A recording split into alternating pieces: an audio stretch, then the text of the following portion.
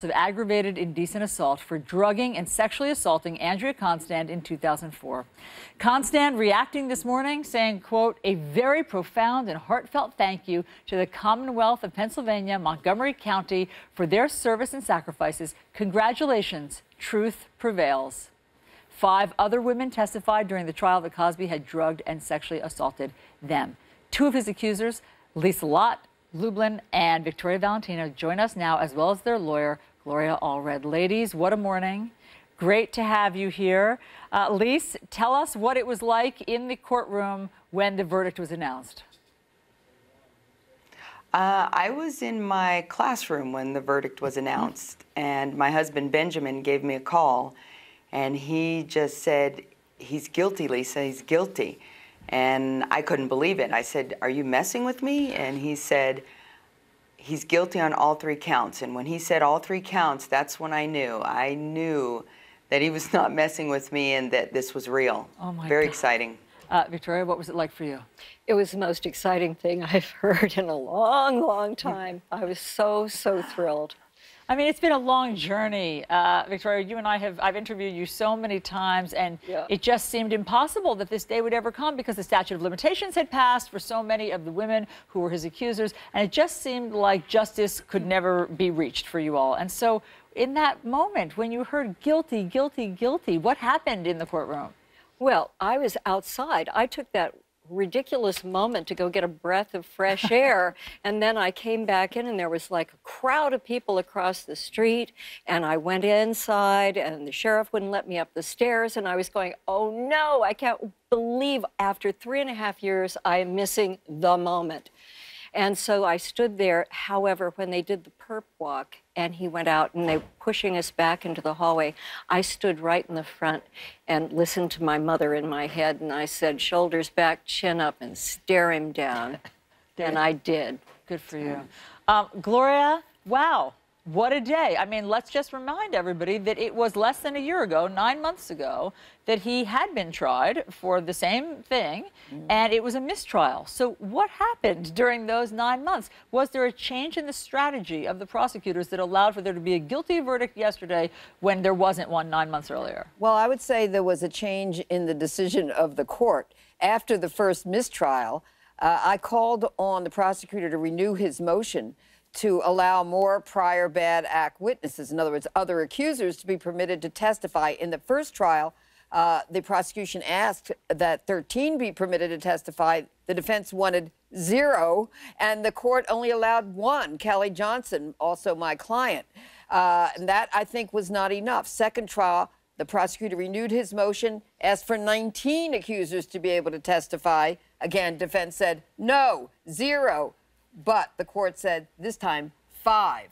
And I represent the majority of the accusers who were permitted to testify. Lisa Lott Lublin was one of them, Shalon Lasha, Janice Baker-Kinney. I want to give them such commendation because they endured scorching cross-examination, trying to discredit them, attacking them, attacking their character and their motives. So unfair, but they persisted, they endured. This is courage displayed by these women, all my 33 accusers that I represent. I'm so proud of all of them, and I'm also proud of you too, Victoria, as well. And Lise, what was that like to testify against Cosby there in the courtroom? It was great to get into that courtroom and know that I was going to be able to tell my truth, that people were going to hear the truth, and I really put a lot of faith in the jury that they would understand where we were coming from. And they would see the pattern that he so clearly executed in so many of his situations, his assaults that he did. It was clear to them, and I'm so grateful that they could see that.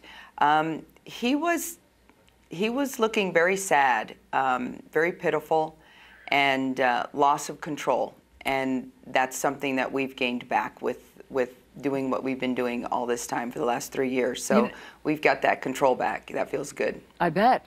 You know, that brings us to Victoria, Mr. Cosby had an outburst after the guilty verdict was read, and there was a question about whether or not he was a flight risk. What was that moment like? I wasn't there. I heard it secondhand, but I was thrilled. Yeah, so tell us what did he say? I mean, you know, obviously it's morning TV, but Yeah. what happened? Well, it was about whether or not he had a private jet and might flee, and he used words that I don't use. Yes, but did you basically... And it was the, you know, a-hole for the prosecutor who was arguing that his bail should be revoked because Mr. Cosby might flee. He only has $1 million bail, and that, according to the prosecutor, would not be sufficient. So why was he allowed to go home after this? The court cited his age and that he didn't feel that he was a flight risk because he had come to all the hearings so far. The prosecutor, of course, argued these are different circumstances. Before, it was just a trial, but now he's actually convicted of 3 felonies that could send him to prison, potentially, for 30 years. Let's talk about that, Victoria. He's 80 years old, okay? Yeah. So he's looking at 30 years in prison. How do you feel about that? Well, I think it's a death sentence if he is actually going to be in prison and serve that time. But I don't think he's going to. I think he might be given a little lenience just because of his age. But, you know, I also have to laugh about that because he's only 5 years older than I am. Yeah, and he's only 4 years older than I am. And I think he should spend time in custody.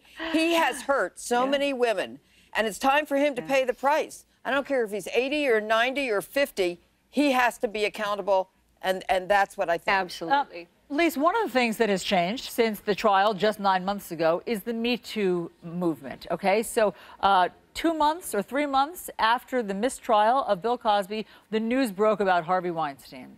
And then, as you know, there was just a tidal wave of stories that came forward about sexual harassment, about sexual assault. Do you think that that played a factor in the outcome yesterday?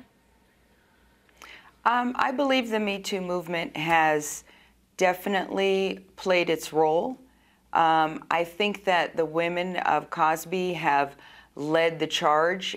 They've taken the brunt of the abuse and the racism that's gone along with this.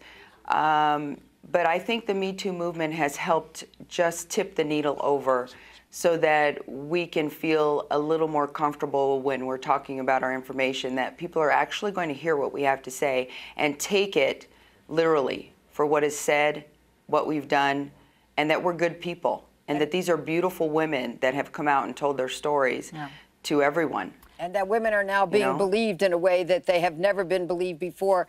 This is the age of empowerment of women. They're not going to be bullied. They're not going to be silenced. They're not going to be intimidated. They're going to speak out and speak their truth. Lily Bernard joins us now. We've often said that Cosby accusers and survivors come out of the woodwork. You've just come out into the studio to join us, and we welcome you. I want to play the moment. Okay, I think this was the moment that the guilty verdict was read and you came out of the courtroom for the first time. Let's listen to this.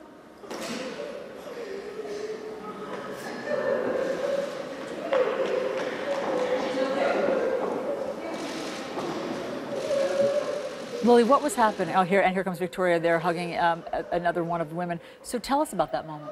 I was totally overwhelmed with emotion when the guilty verdict came out. Guilty, guilty, guilty. I had this explosion of emotion. I was trying so hard to contain my shock that I put my head down and I had banged my forehead on the bench in front of me. So I actually had a bruise and a headache, but we were very graciously asked to leave.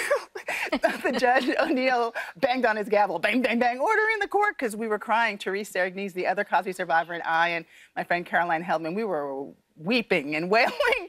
And so we were asked to leave. And the Because you didn't expect it to be guilty? No, not at all. I was expecting another hung verdict. Absolutely. We were shocked. Oh my gosh. Victoria, what were you expecting? Well, I think I was really steeling myself for another mistrial, and I was trying to process how I was going to focus on what the next step was going to be. And so when it came back guilty, guilty, guilty, and I was standing out in the hallway with this wonderful blonde, tattooed woman cop keeping me back, I wanted to bust through and go run up, and which they finally allowed me to do. I was just absolutely elated, jumping up and down, wanted to do the Zorba dance, you know. I will say that guilty, guilty, guilty, 3 of the most beautiful words I've ever heard. Yeah. And he earned them by hurting women, Absolutely. damaging them, changing their lives, So this is something that has been long overdue. Well, we have followed these stories for years, and yesterday was a truly remarkable day in court. Gloria, thank you. Victoria, thank you so much. Lily, Lise, thank you so much for sharing your personal stories with us on New Day. Great to talk to all of you. Chris. Important conversation, Alisyn. Thank you for having it. There was an important development yesterday we have to discuss. Embattled EPA Administrator Scott Pruitt in the hot seat, facing tough questions, kind of, about lab